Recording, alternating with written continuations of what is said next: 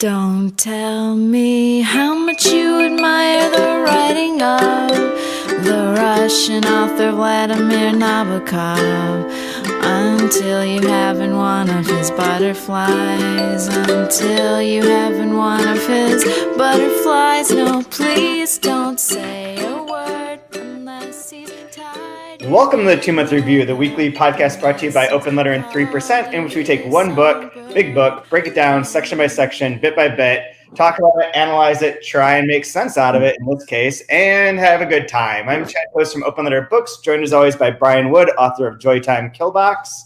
Hi, Chad. How you doing? Tired. We're back. It's been a while. Anything new? I saw Rochester's been in the news lately. It's something about the Fringe Festival, and one of the writers at the DNC is going to be leaving after 20. So, been making the news. That's exciting. Making the news. Got tweeted at by Trump. That's good. Oh, cool. People retiring from the police department. Retiring. Retiring. I'm going to retire. Oh my God. Yeah, it's been a week. It's been today will be the 8th day of protests since Daniel Prude video was released and everyone took to the streets. The cops. That's a meme waiting to happen, talking about the 8th day of protests. It's like, meanwhile in Portland, like day 7,000. Day 104. Oh, yeah, they're over 100. Yeah. Yeah, they had 100 over the weekend. Yeah. No shit, but like it's been going pretty strong. I've been there a number of nights. I was there on Saturday when we did get straight up attacked by the police, and like there's even images of like where they claim that protesters were throwing fireworks at them, and there's an image of the police firing a firework into the crowd, and one like throwing something at the crowd, and one before anything was declared shooting rubber bullets into the crowd. So those cops are real fucking trustworthy. They're really noble citizens, civil leaders there. Yeah, it's almost like people have cameras or something. And weirdly. Weirdly. Yeah, people film this stuff now, and you'll get caught doing stuff. It's crazy. What they've done now is there's a live feed on YouTube, so you can watch it go on. So everything's there. And even the live feed last night, I believe, I'm going to guess, but I believe the Rochester Police Department accidentally had a tweet ready to go that said, protesters are throwing rocks, so that when they declared the gathering unlawful, they could just tweet that and be like, here's what's happening. But they tweeted it when nothing was happening. And it was like clear on the feed and on everything. And everyone's like, dude, no, none of that's real. That's a complete lie. So, jeez. Yeah, it's really testy here. What's the world coming to when we can't trust our government officials anymore? Yeah. I mean, Rochester's known for like no corruption. I mean, we're really, clean, pure city. Well, it's New York. I don't see how it can be racist. I'm not sure how. I mean, the mayor is already going to be testifying in a few months for campaign contribution violations. Oh dear. Right? Yeah. She also refuses to resign. It's good things here. But I have my riot gear over there. I'm all prepared to go whenever shit goes on. Yeah, it's almost like we should be talking about what's the book? Laughter in the Dark. Laughter in the Dark? That's the anti-authoritarian book, right? No. Invitation to a Beheading. Oh, okay. And Ben Sinister. Laughter in the Dark is like a love story where the guy ends up blind and the woman's cheating on him. That's why there's laughter in the dark. Well, that too, then. That sounds solid. But that's a good segue. So our new season 13, we're doing Vladimir Nabokov's Ada or Ardor, which I cannot pronounce without having to think about it every single time. Yeah, he's got a funny sense of humor, doesn't he? Yeah, well, I have a question for you about that. Tricky. This. Okay. We'll start with that. Is that how you say it?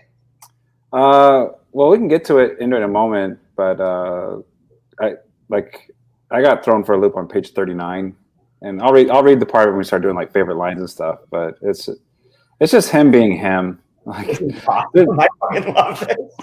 Like, I felt like my mind's getting folded into a hole or something. You know what I mean? Like part of it's still outside of the hole, but it's just like collapsing in on itself. But I'm only 60 pages in. Yeah.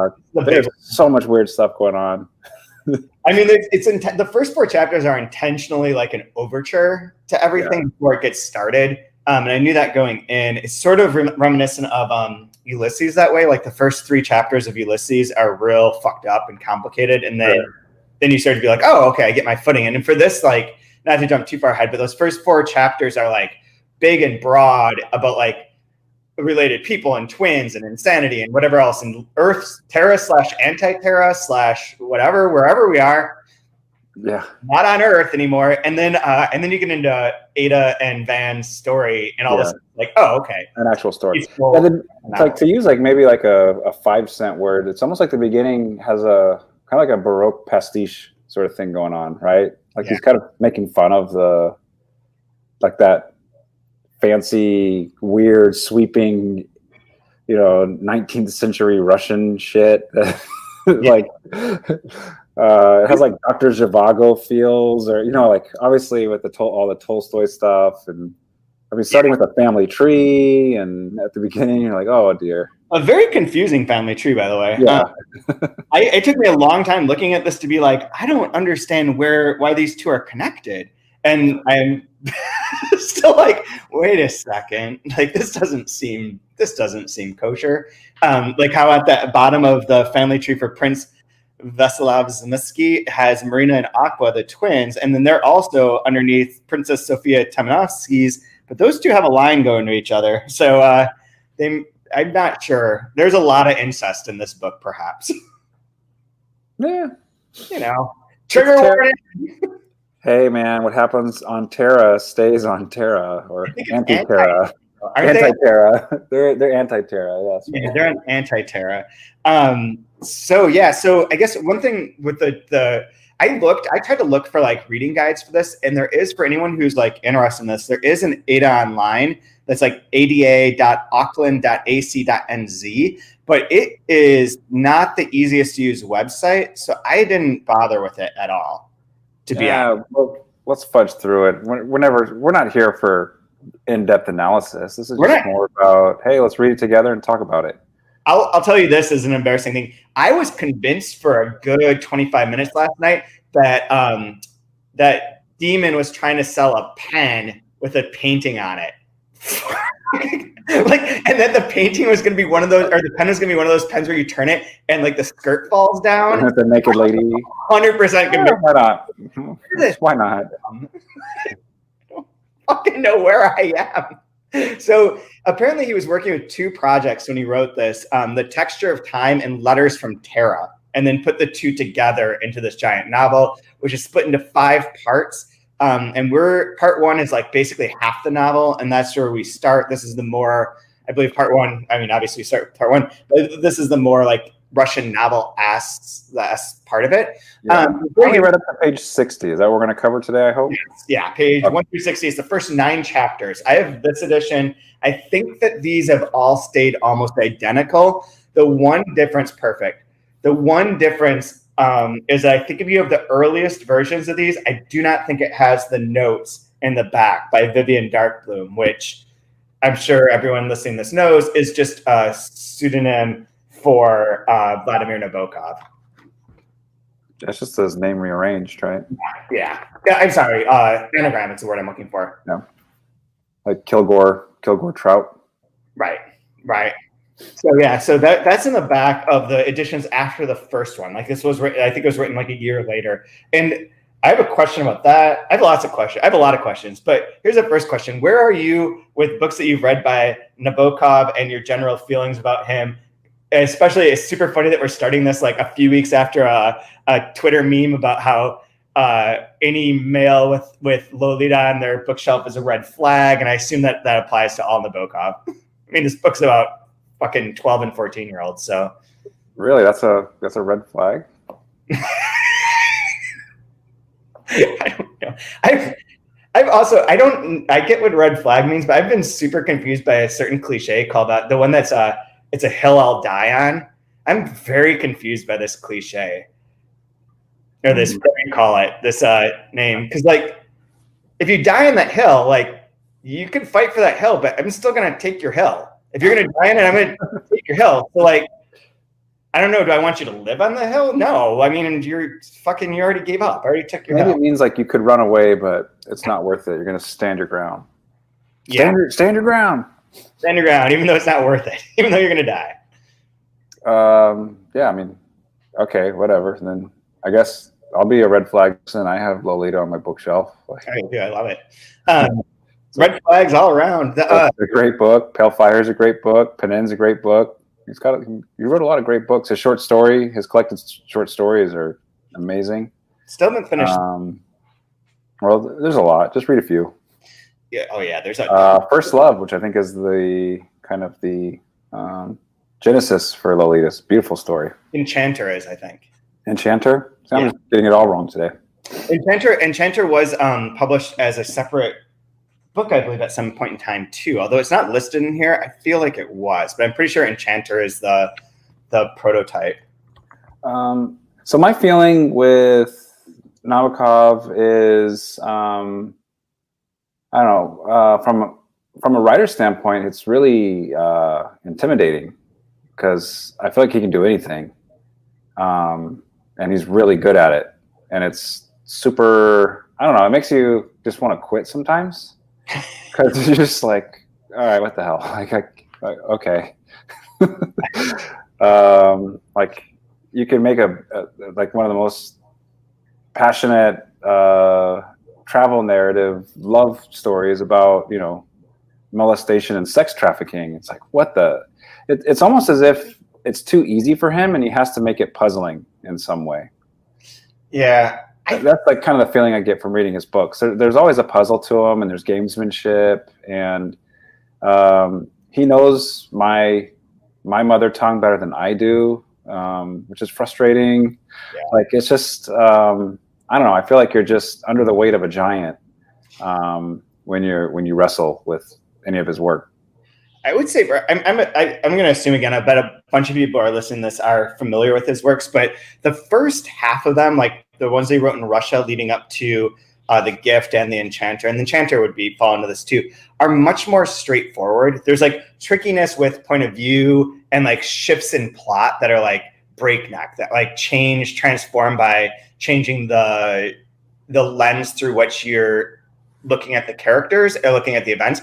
Like The Defense I'm thinking of, and Despair. But Laughter in the Dark is a very straightforward book. Glory, Mary, Queen, Knight, and Abe. They're a little bit gamey, but they're not like this level. Like that book starts with Once Upon a Time. Yeah. Right? I think it also goes to show you that he's also kind of misunderstood, because you can geek out on him, calling it literature. Mm-hmm. And I mean, good Lord, there's shelves and shelves and shelves of essays written about his work where you can just totally go into an academic wormhole. But he's also a storyteller. He's a very good storyteller, and he likes to tell stories, clearly.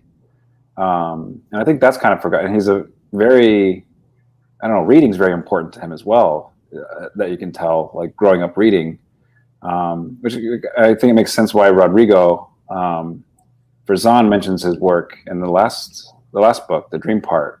Yeah. With reading as a kid and the books that are important to you as a kid. And I get that sense about him as well. Yeah.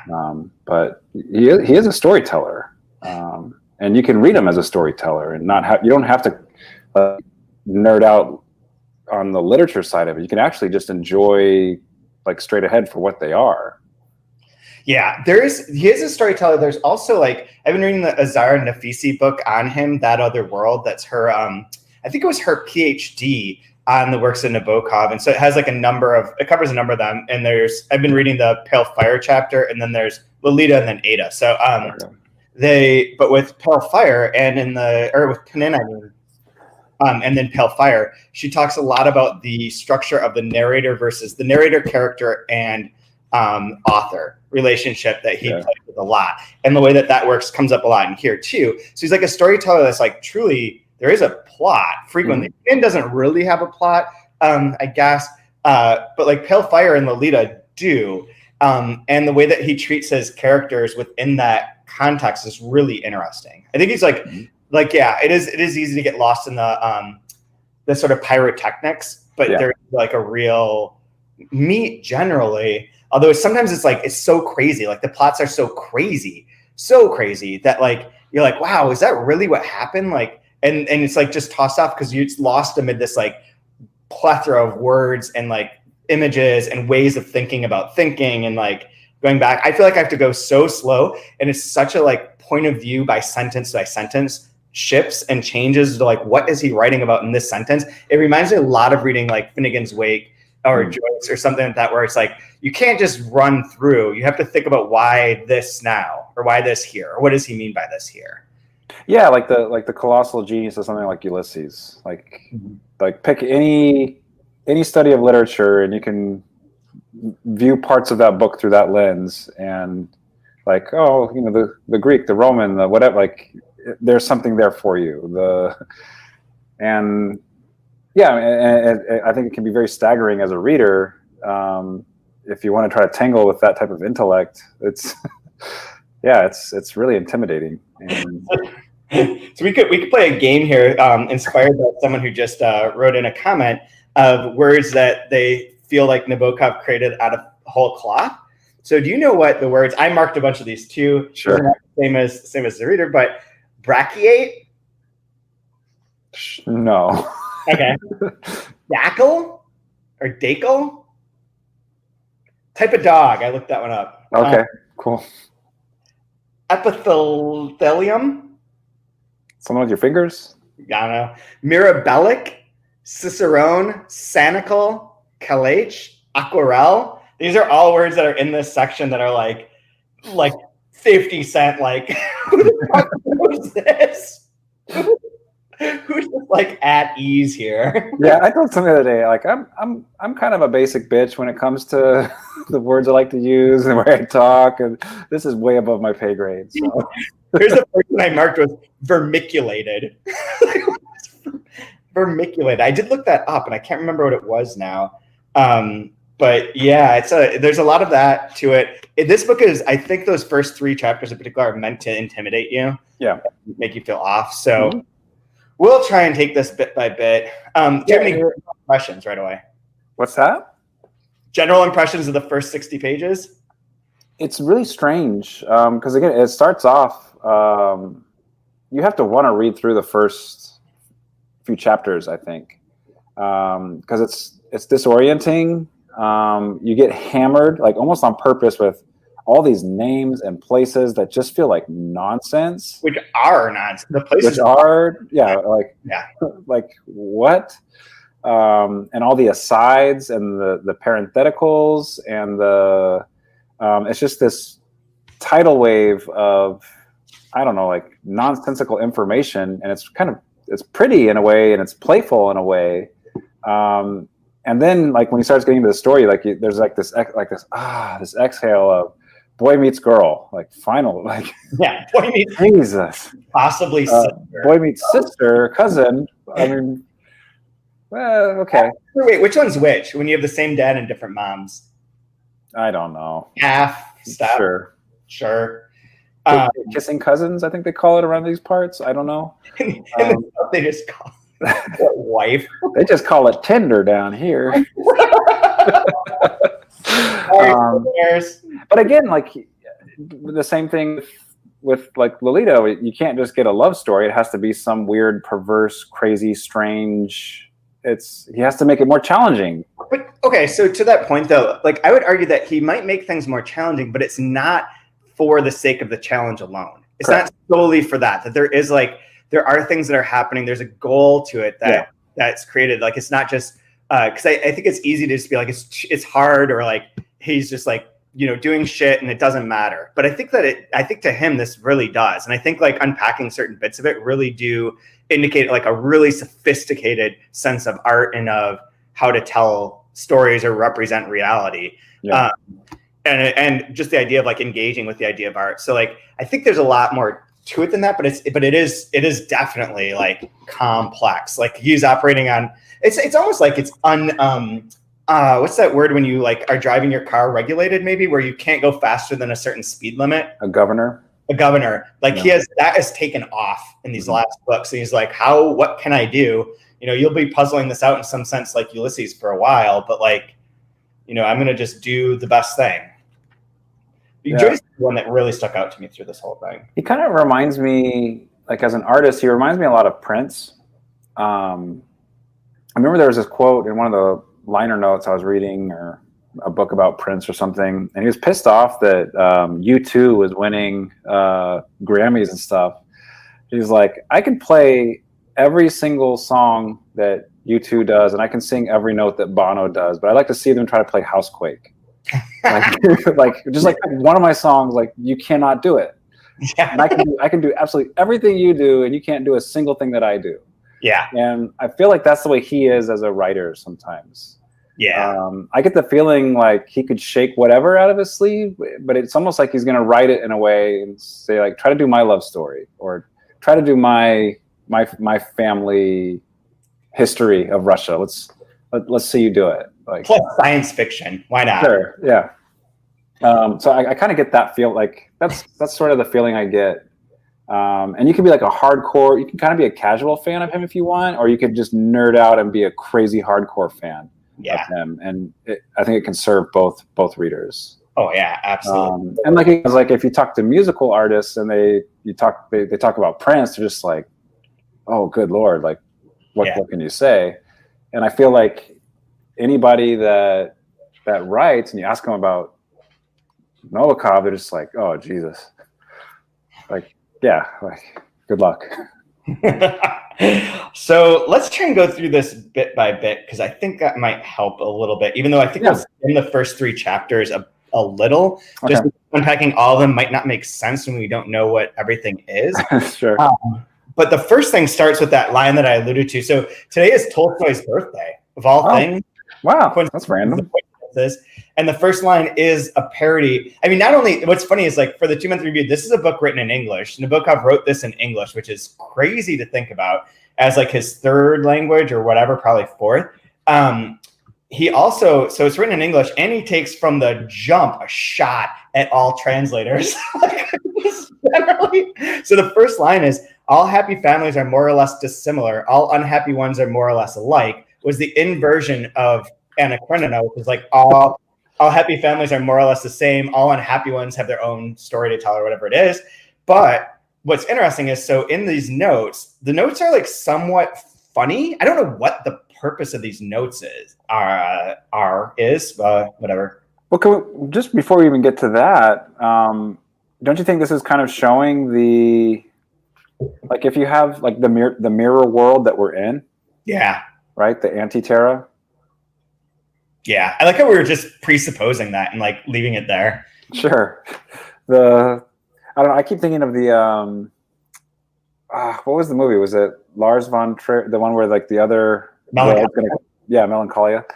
I feel like we're on that other planet, and we could see but the fact that you have the same literature is just switched a little bit, but it's basically the same, but just a tiny bit different.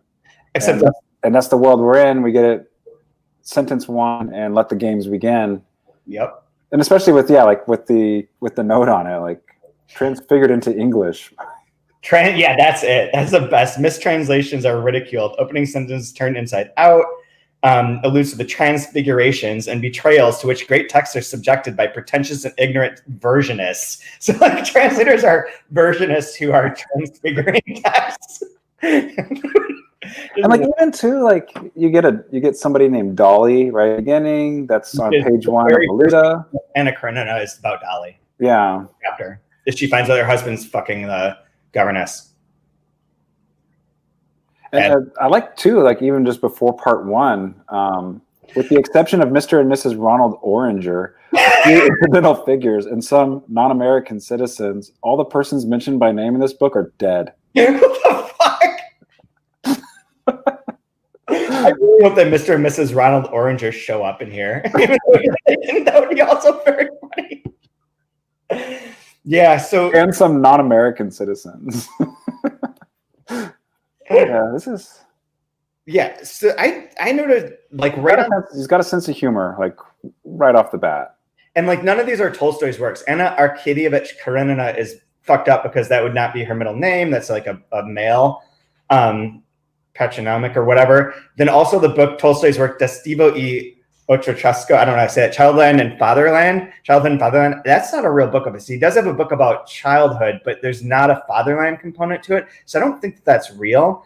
And then you immediately, so you get, okay, that's weird. Then the second part goes on, the second paragraph is like it's about the history. It's about the maternal grandmother, Dolly, and then General Ivan Dermanov, commander of the Yukon Fortress and peaceful country gentleman with lands in the Severn Tories, which is like the Northern Territory, that tessellated protectorate still lovingly called Russia, Estodi, which commingles granoblastically and organically with Russian Canady, otherwise French Estodi, where not only French but Macedonian and Bavarian settlers enjoy a halcyon climate under our stars and stripes. And that was the moment where I was like, we are not on our world.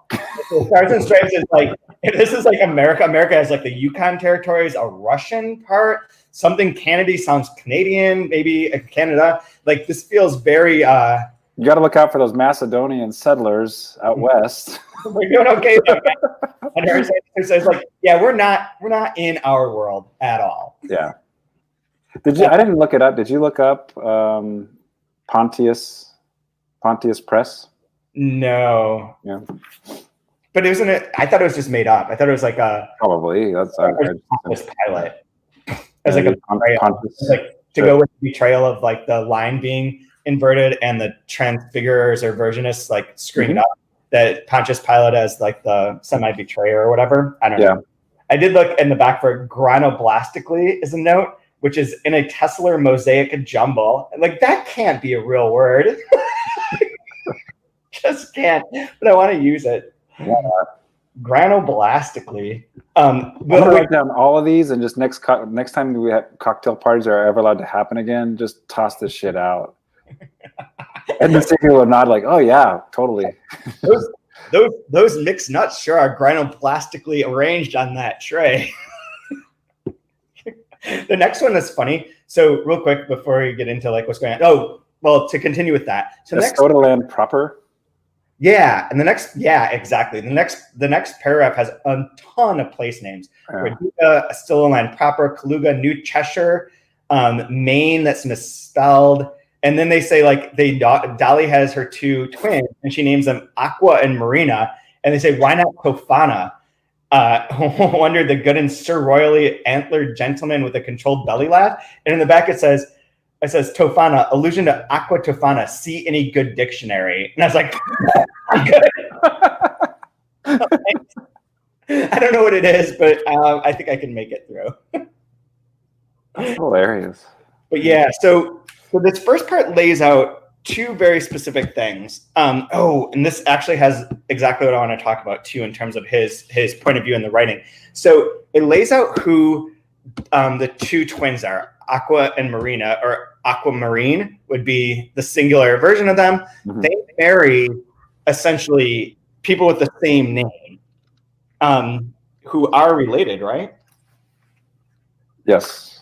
They are related, but like through a step. But one is Demon Veen and the other is Dan Veen. So Marina, we find out later, I think it's better to skip ahead and follow this story in some chronological order, even though it's not. Because there's the older Marina and Aqua, and then the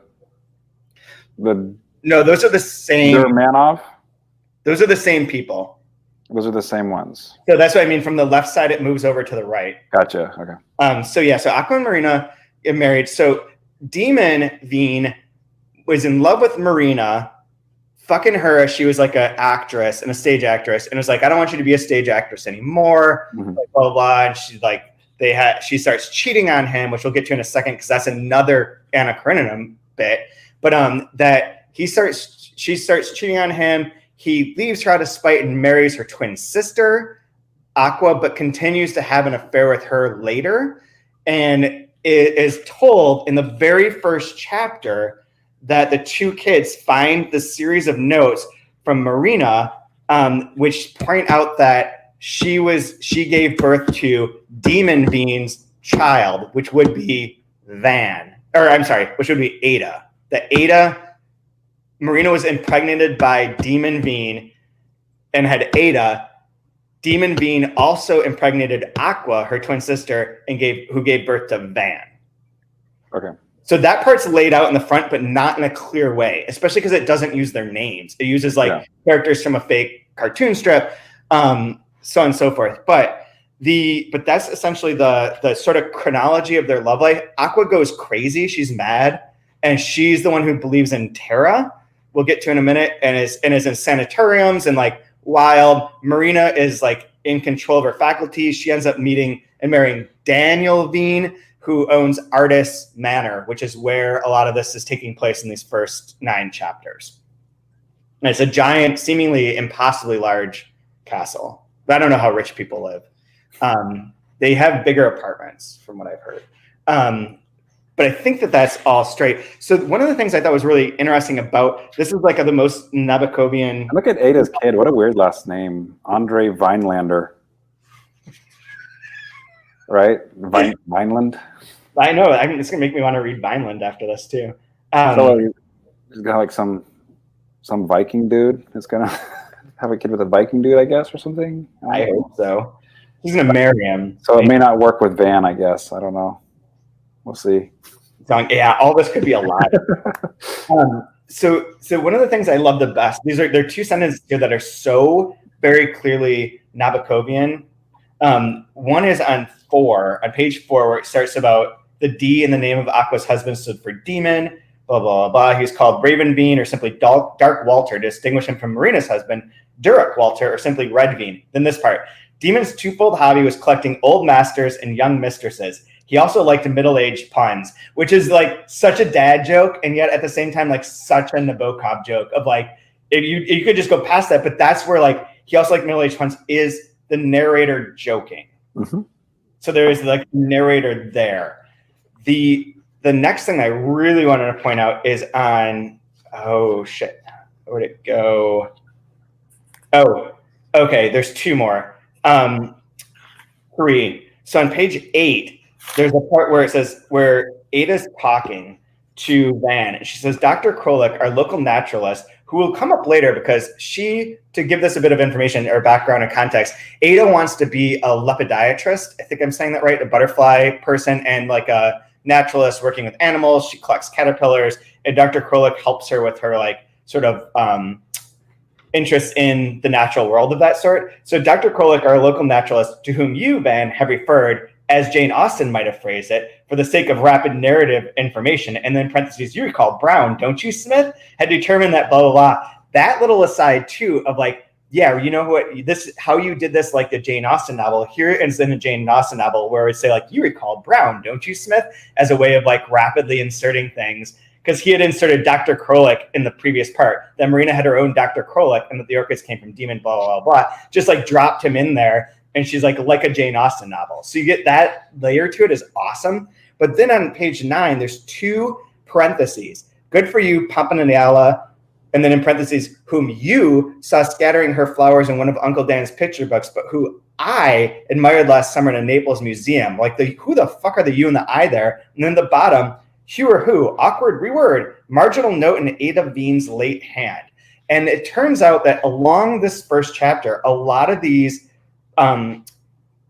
notes in parentheses are from Ada, seemingly, which adds like then she's reading, at some level it felt like she was reading a manuscript and putting comments on the side, and we're seeing that. Like this book is, and if you think of it that way, like there's a text, her commentary to it, and Nabokov's commentary in the back as Vivian Darkbloom. It's like a sheaf of things. It's not like a singular book that is like tidy and like contained in its own fake universe. It is a book that's like trying to escape its own fake universe. Yeah. Which is like one of the major things with like Panin is like one of the ways that you can trace like how he as the author is like, lets Panin out. And like the narrator is a dick and like is always been mean to Panin, is like bad. And then Nabokov is like, lets Panin escape and leave and appear in Pale Fire. Yeah. You want to know how much of a nerd Nabokov is? So I don't know why I remember this, but I had when I was going to school in Northern California, I had a philosophy professor that was so pissed off that we pronounce it Berkeley, UC Berkeley, because it's supposed to be Berkeley, the philosopher. And so here on page 8, he's talking about California, Sacramento. There's, you recall, Brown, Bear, Bear, and then on the very next paragraph on page 9, all the way from Berkeley College. And UC Berkeley's mascot is a bear. And so I think he's just joking around like you guys, and I guess he taught at Stanford, so he would be very familiar with their rivals being UC Berkeley. And it's like, you guys can't even say stuff right. I'm going to call it Barkley in this world, and we're going to get it right. and Berkeley is,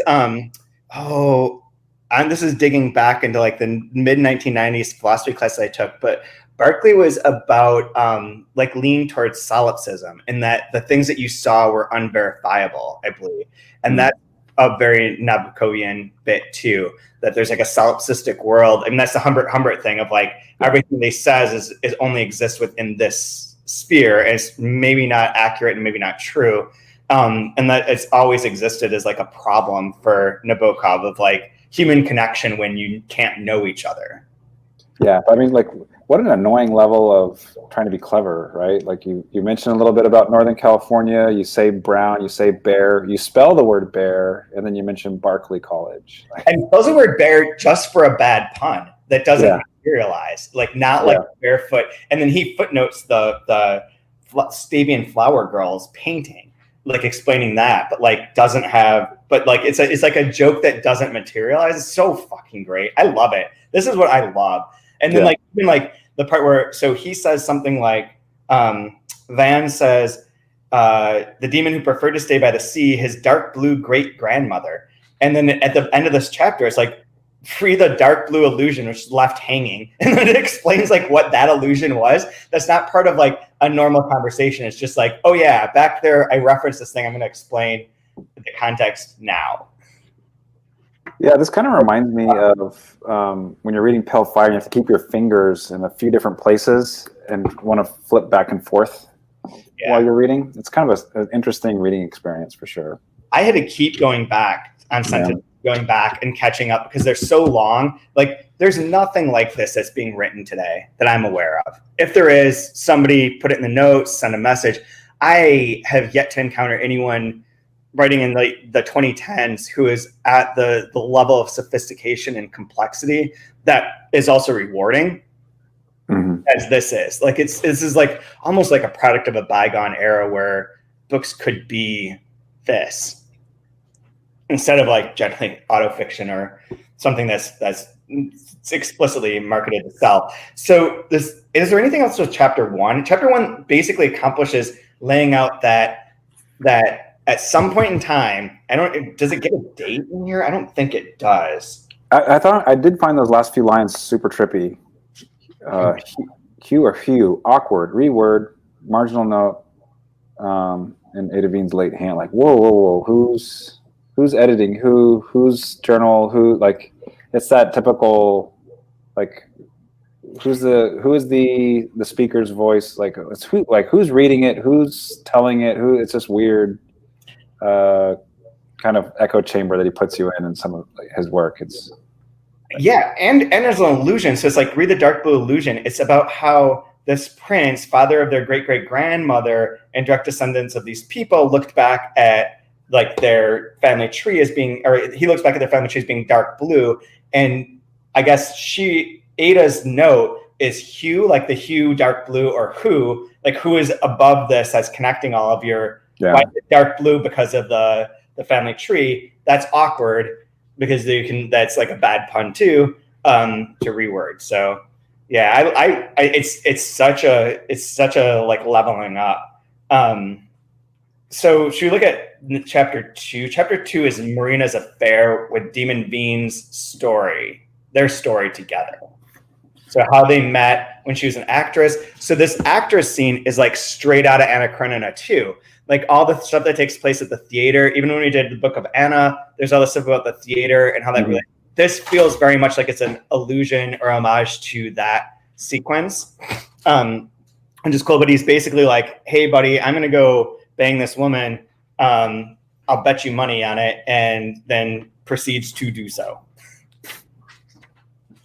Just to put it bluntly, guys, like, I don't know if I'm supposed to like make this all nice, but what's really funny to me is that, so they're having like this love affair. Neither of them are married at this point in time. So it's like, they're just seeing each other. And then here's another one of those words, convolvulus garland support. Not sure what that is, but dig it. He goes to meet with a guy who's Baron Donsky, which is very close to Vronsky, who is the person that Anna Karenina has the affair with in Anna Karenina and then leaves with. So this seems like another like sound illusion this time to Anna Karenina. Even the Ada sounds like Anna Karenina to me in a way. Like it feels like that's like an text to this book. Along with, weirdly, and I don't know if you got this vibe, but as we go on and the kids are playing, and I'll get to this, but I'm going to put it here. It also reminded me of Wuthering Heights. Like, in some ways, I don't know why Rodrigo doesn't love this Nabokov book. Aside from his suspicion that if he reads it all, bad things will happen. Could be that. Which is fine reading to me. So this is the part where like I thought that he was talking about, I guess it was because it said a small pen and wash. And I just like went right by that and was like, thought I got pen, but not the second part of it. But he has a painting of a girl who looks like Marina, and he's trying to, and this Baron is like, oh, I desperately need that. And he's like, yep, that's proof. You're banging her. I know it. You guys are having an affair. And then through like a sort of setup, he finds out that he was right. And she gives up and says, yes, it was, blah, blah, blah. So he like leaves her to duel Baron Donsky and castrates him. This is where like all this stuff in Nabokov's like plots just like happen out of nowhere and like with rapid. It's like the plot's not really the main point. It's okay, man. He chased him to Italy, slapped him in the face, and then they cut each other up, and he chopped off his penis. Cool. No big deal.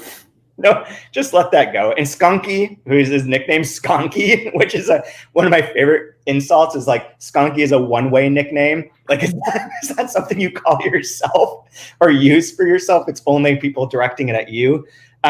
He gets a sting in the groin, which causes circulatory trouble. Interventions, he dies, blah, blah, blah. Oh, no, he gets married. Sorry, he doesn't not die. He marries. I forgot what happened to him. Yeah, he has this spectacular way of placing attention in weird places, right? Because you would think that would be in the hands of somebody else. That's, I want to hear about this duel and this, wow, that's scintillating. Let's just check that out. And it's like, nah, I'll give it a line, but I'm moving on to, I want you to be over here. Or, I mean, it's the famous backstory in Lolita, picnic, lightning. Like, tell me about your mother. Picnic, she's dead. Picnic, lightning. Yeah. Or when his wife dies, it's just one line of dialogue. Mr. Humbert, something's happened. Come see. Like that's the car crash. It's just a line of dialogue. There's no no build up, no suspense, nothing. It's like the real life plot takes place off the screen of the character's consciousness. Yeah. Or the consciousness that's created through the book itself. I have a really probably wrong question about this. Multiply. But let me see how I ask it. So on page 15, Marina arrives in Nice a few days ahead of the duel, or after the duel, and tracked Demon down in his villa Armina, and in the ecstasy of reconciliation, neither remembered to dupe procreation, whereupon started the extremely, interesting condition, without which, in fact, these anguished notes could not have been strung. Okay, so the year of this is 1969. If she were to be pregnant in 1969, which I think that's alluding to, 18? give birth until 1972. I thought it was the 18th, wasn't it? Yeah, I'm sorry, 1869. Sorry, 1869. Okay. Yeah, I don't know. I didn't do the math on it, but I don't know where I wrote that down yesterday, that there had been a reference to the date. Yeah, he married in 1869, our friend the Bohemian lady, now keeper of the Glass Biota. So if this thing took place before 1969, and if her interesting condition leads to these notes, she was gestating Ada for 3 years, which doesn't make any sense. However, and I don't know, and I'm like, is this just like a thing? Like it doesn't. Maybe because it's like with twins, is it 18 months if you have twins? They're not twins. Because you have to bake them twice. Yeah. And maybe one of them didn't make it. She only has one kid. But then I was like, okay, so that's weird. Maybe I'm just missing it. It doesn't really matter. But then when you get into chapter 3 and start talking about Terra and Anti-Terra, I'm like, maybe time is different here. And it refers to the fact that Terra and Anti-Terra have different time. And so it was like, is this also some sort of like clue that we're not in a space that we recognize? Oh, someone's recommending a Nabokovian book, Rick Harsh's new novel, The Wonderful Manifold Destiny of Eddie Vegas. Okay. Look into that. I don't know what that is. I've not heard of that. Sounds good. Never heard of it. I have no clue. This is one that has a really great bit too, and on page 15 of a side. Van, I trust your taste and your talent, but are we quite sure we want to keep referring so zestfully to that wicked world, which might have existed only ontologically, Van? Marginal jotting in Ada's 1965 hand, crossed out lightly in her latest wavering one. So like when this text is taking place is obviously after that point. Right. And then there's the great joke about Lolita, Texas. This town exists, or rather existed, for it has been renamed, I believe, after the appearance of a notorious novel. Perfect. Love it. Love it. So yeah, so that tells the secret of, or the love affair between Marina and Demon, and potentially the birth of Ada, although question mark on that. In terms of the date. She just took a while, that's all. Yeah, I guess. Anything with that? No, I mean, that's just, again, there's so, like, I have to leave soon, and we've made it to like page 4.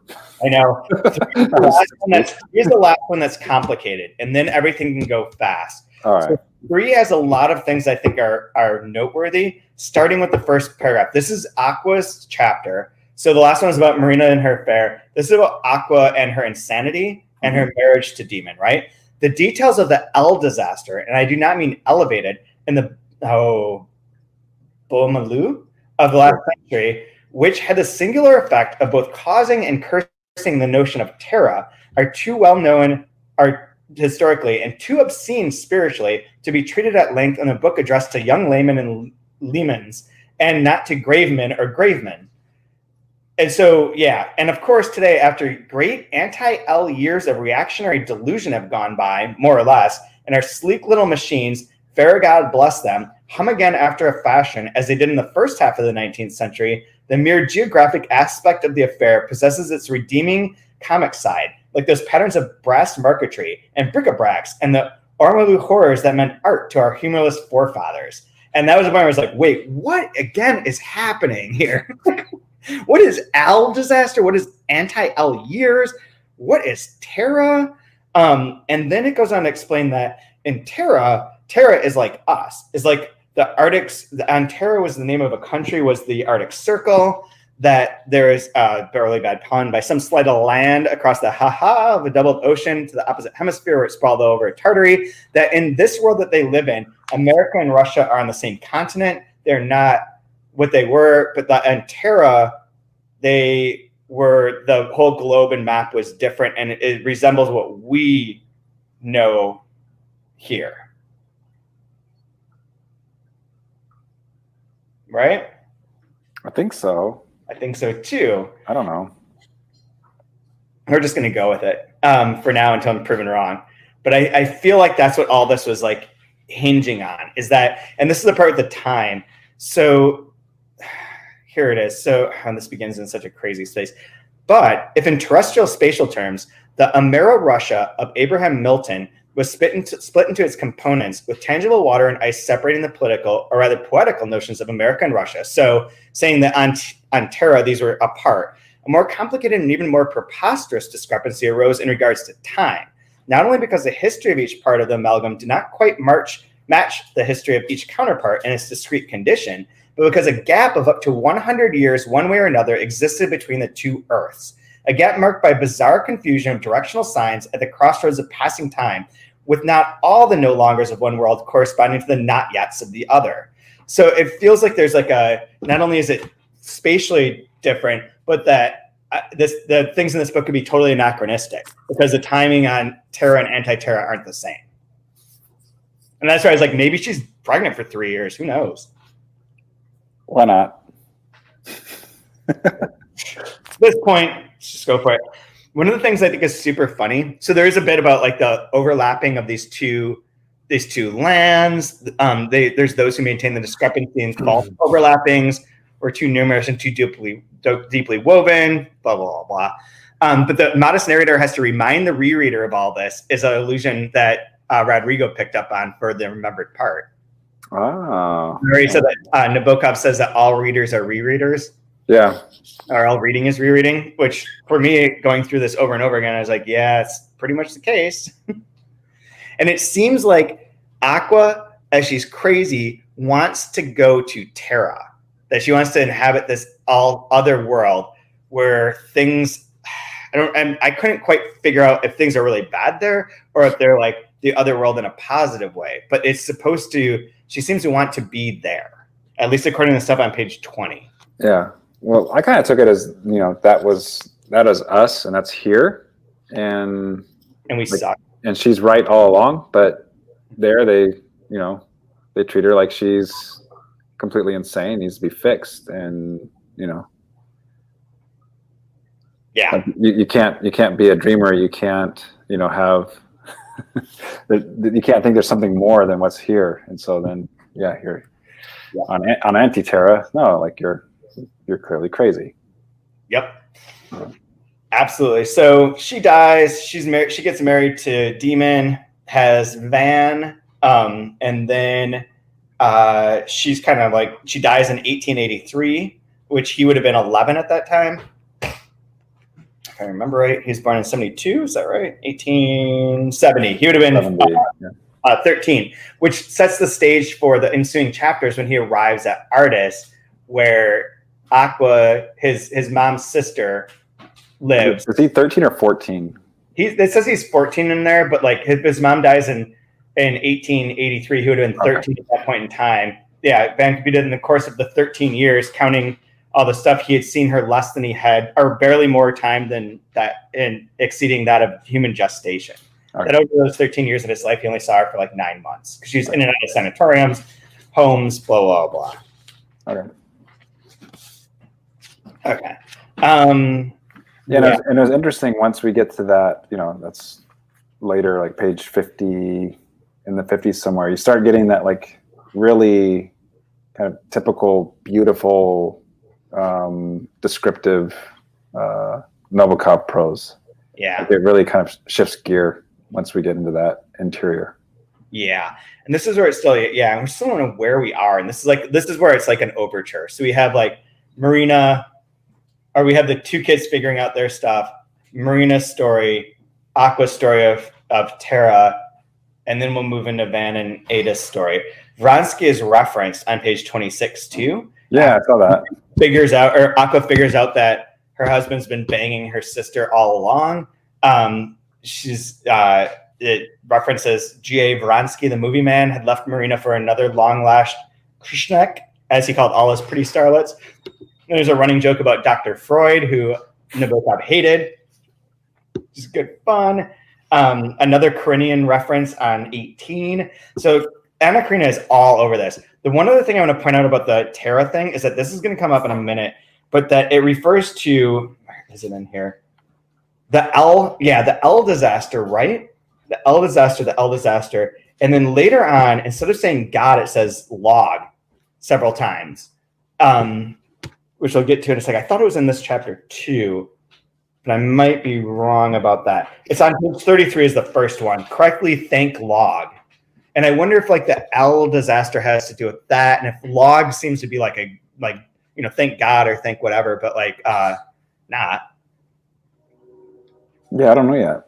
Yeah, I don't either, but it comes up a few times starting in chapter 4. So 3 is her craziness. 4 is Van going to Artist Manor and recounting how he lost his virginity to this woman. He told us 16. He wasn't. She, takes his virginity, blah, blah, blah, blah. He goes to Artist. And when he gets an Artist on chapters 5 through 9, we had a bunch of this where it becomes more, like you say, more of a formal 19th century Russian novel where he sees Ada. She's beautiful. He's sort of like not falling in love with her, but like falling in love with her. She shows him all around. She's like a few years younger. She shows him around the manor. He sees like her. He sees the he runs into a maid or a house servant or whatever they're called, where maid servant, where he wants to bone her, and she's like, no, like that's no good. Not going to do that. And then he also like has a thing for Ada. She shows him her caterpillars and her butterflies, and then it sort of ends with her. So this section ends with her like shutting the door as he's sort of spying on her while she's washing and like checking her out. Mm-hmm. And there's a few things in here that I thought were really curious. One is the main one on page 39 to me, where it says, you can see the tarn which is a reservoir, tarn from the library window, said Marina. Presently, Ada will show you all the rooms in the house. Ada? She pronounced it the Russian way with 2 deep, dark A's, making it sound rather like Ardor. So is her name Ada? Ada and Ardor? Ardor? Ada. Ada. You sound like fucking like Presently, Ada will show you all the rooms in the house. Ada. Oh my god. Yeah, that I don't know. Like that's where I was just like, I don't know how to pronounce any of this. Yeah, that one tripped me out. And then, which again, I think it goes again with him and his fun he likes to have with twins and doubling and the double Earth, the double names, the double like Aqua, Marina, like those type of like just everything is this echo, and even Ada, like it's the same name, but it's not right. Like yeah, that one gave me. I was like, oh man, we're in for it. This is a sort of not deep reference, but a reference to his later book. So look at the Harlequins. Is like a parody of Nabokov parodying himself, right? Uh-huh. And creating like a character that's basically him, but like the opposite, who like has like tons of love affairs versus like his one marriage and like all this stuff. But one part of it is that the character in Look at the Harlequins can't reverse things in his mind. Like he can't see the opposite. And there's like a hypothesis about this that is by one of the people that's like a famous mathematician and like wrote about mathematics and about sort of the science in the world for like, I think Scientific America, and wrote the book about this that's referenced in there.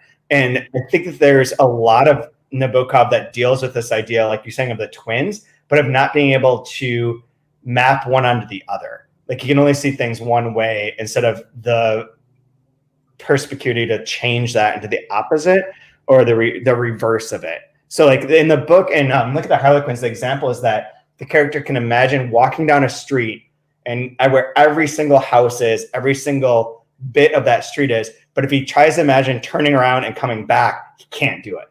It's impossible. And I wonder if that's not somewhat in here as well. Like that sort of all these doublings and all this stuff is like also tying into this idea of like we're on one and can't quite see the other. Yeah. There's one other thing the Palace in Wonderland, 53.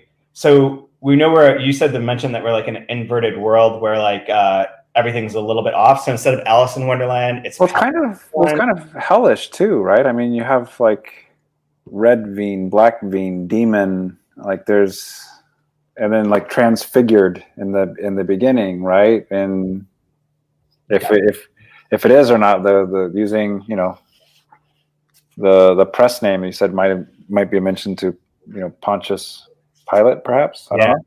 But yeah, I'm starting to get like the vibe too of it's almost like this mirror world is like an underworld in some ways. Yeah, absolutely. So Yeah, so I don't know. I don't know where we are, what's going on, but and then it says, and then she's like, did he like Elms on page 54? Did he like Elms? Did he know Joyce's poem about the two washerwomen? He did indeed. Did he like it? He did. In fact, he was beginning to like very much arbors and ardors and adas. They rhymed. Should he mention it?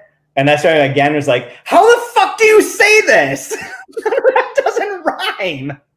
Ada. Arbor, ardor. Ada. Arda. Can't do it. But the washerwoman thing is not a poem. That's from Finnegan's Wake. That's the ALP section. That's where all the rivers are together, and the washerwomen are talking about HCE and like the things that he did and how that got released. Like that's the washerwomen it's not a poem, but it's like poetically section of Finnegan's Wake. So maybe in this world that's a poem and not that book doesn't exist. There's lots of like it's interesting like for a book in its first first 3 chapters in particular to pull the rug out from under where you are, but like have everything be essentially realistic. Gosh, listen to this section. I read it and I forgot I read it, and I remembered reading it, and then reading it again now, it's like, oh, good Lord, what is he getting at here? Page 55, in quotations, when they're talking about the caterpillars and the butterflies. And gosh, you could write a whole thing just on butterfly imagery in here. I mean, the way pillows are arranged on a couch looks like a yellow butterfly with black velvet, whatever. But the retractile head and diabolical anal appendages of the garish monster that produces the modest pus moth belong to a most uncaterpillarish caterpillar, with front segments shaped like bellows and a face resembling the lens of a folding camera.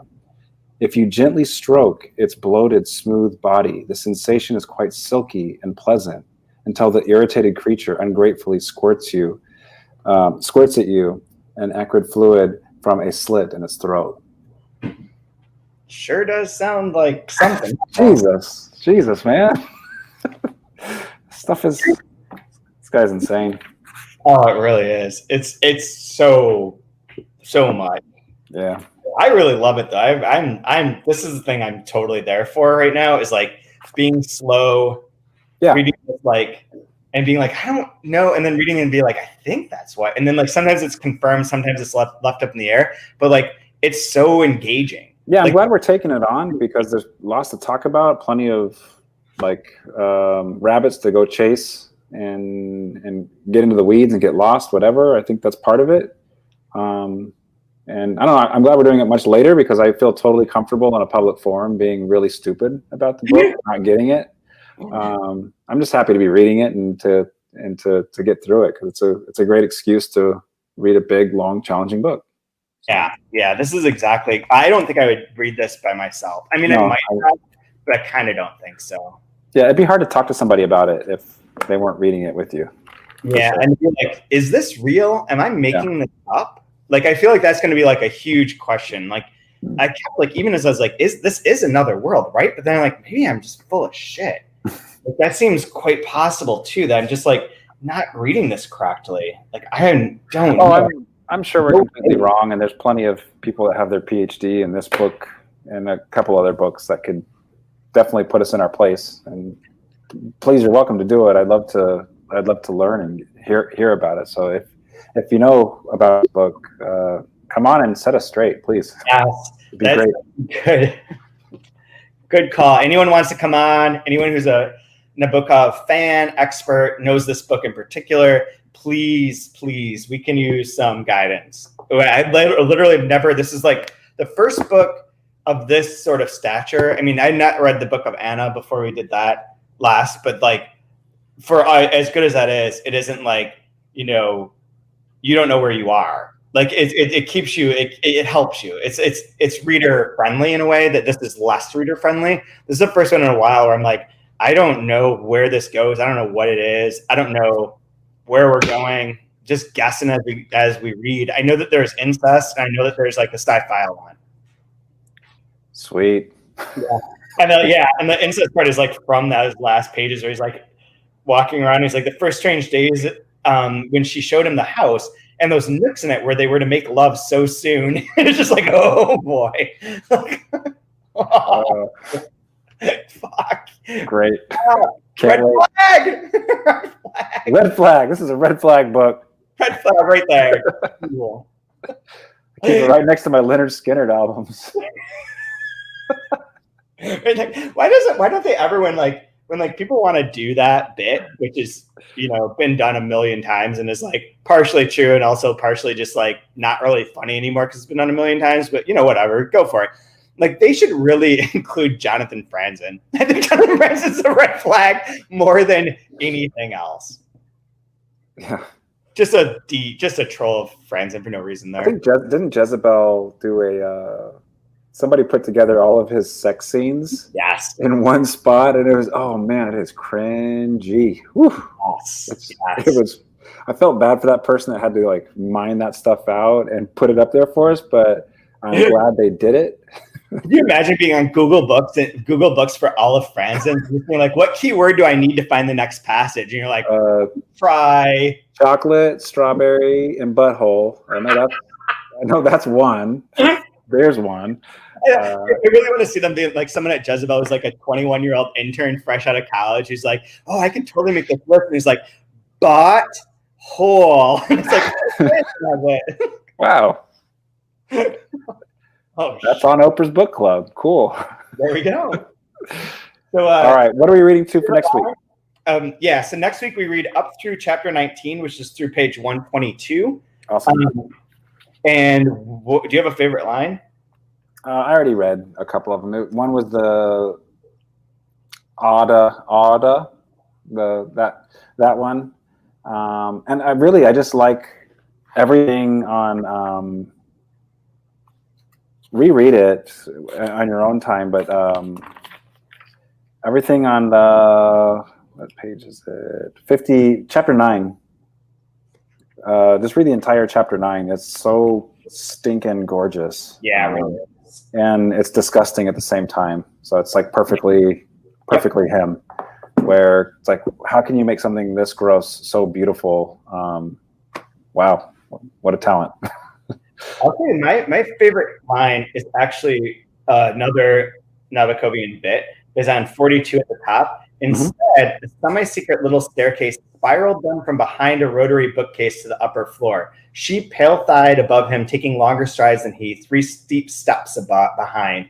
This little staircase spiraling them, so all the alliteration is fun, but using spiraled as like the verb there. And like, as I read that sentence the first time, I got to like, and I was like, wait, they did what? And I was like, oh, that's a really interesting way to use a spiral staircase as both a descriptor of the staircase and a verb for the action that happens to the characters. And that's what I think is wonderful about him is that, and then like what I like about Joyce too, and like Finnegan's Wake, is that play where it's like one thing can be two things and you can look at it both ways simultaneously.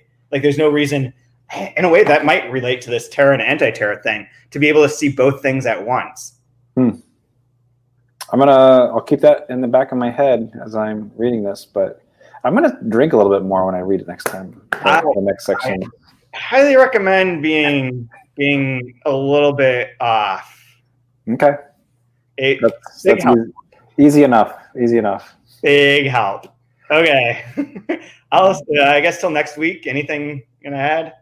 No, be safe, have fun. Rochester's a great place. It's top 10 everything. Woo! We don't have any rocks downtown except at Parcel 5, which we should totally occupy.